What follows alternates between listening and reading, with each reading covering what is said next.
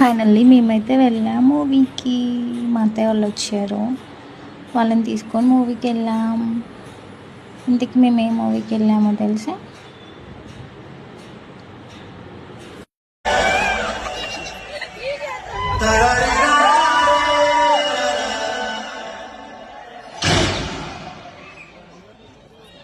ప్రపంచ దేశాల్లో గోరింటా కెట్టుకున్న సందా మామ